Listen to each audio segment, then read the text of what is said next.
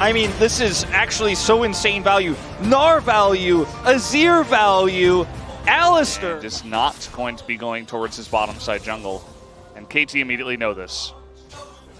Okay, Kosha coming over, BDD.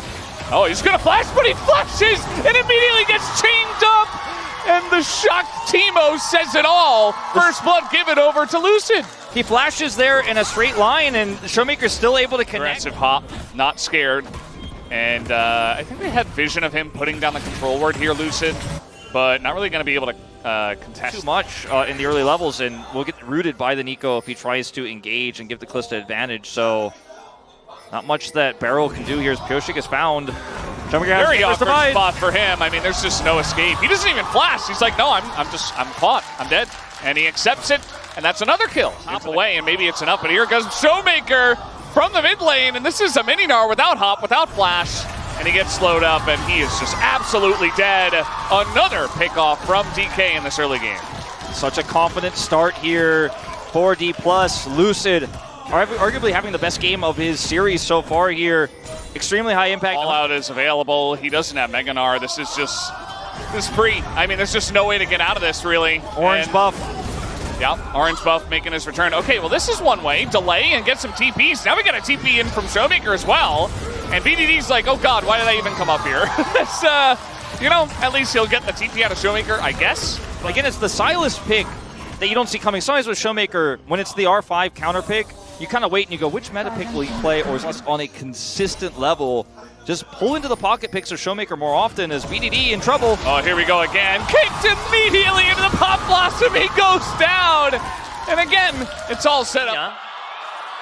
He was here? Like, he was so confused about where Lucid's pathing was, and I thought it was just going to be BDD being like, oh man, mad respect for this guy's pathing, but just, I mean, I guess that is in a way what he said. Yeah. This is still a relatively close game. DK in the advantage, but KT set up on the Drake.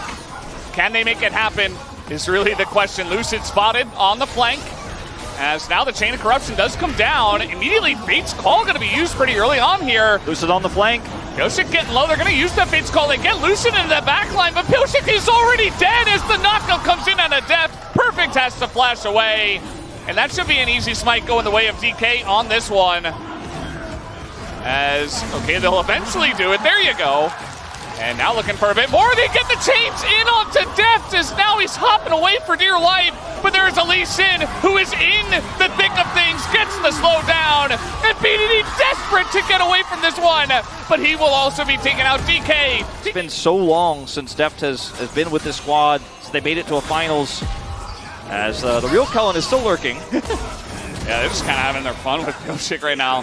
Got to be careful. Don't want to get comboed. But at this point, I guess, with the lead they have, they are confident. I mean, they haven't really made a mark on this game just yet. It's not quite as one-sided as game to get caught on. BDD on this flank, too, wants to make a heroic stand on this dragon. Pioshik has not been winning these Smite Wars. Both these teams are playing this so slow, so carefully. King, and now he's taking a decent amount, but a huge piercing arrow comes through and it goes to Lucid on the Lee Sin. He's going to pick it up, and Showmaker just going to enter the fight. Now he's going to miss the chains, but he is unkillable. Flashes on a depth and will take him out. BDD is all alone. In goes Pioshik. He dies as well, and DK are so close to taking this game in this series. Plus, they're just going to run straight at this Baron. They have Infernal Soul for all that extra damage. Oh, no. Perfect. Oh, no. Oh, trying to predict the hop. It's not going to happen. And Perfect is going to stay calm. But that's still going to be Baron going over to the side of D+ here. Perfect lives, and that's the only happy news. I don't know. But this one, it's more painful.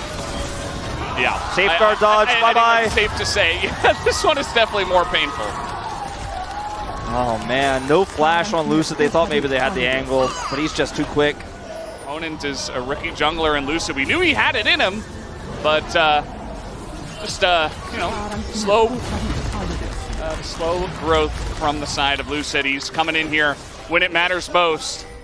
And DK just one step away from taking this and moving on to double elimination in the playoffs. BDD ulted to try to kill Lucid. He doesn't have his ult back up just yet, so D+ there's no real engage threat here if they just maintain their distance and let the ranged minions, the cannon minions, do the work. Slowly chipping away at this base. They don't have to end the game right now. They already got an inhibitor.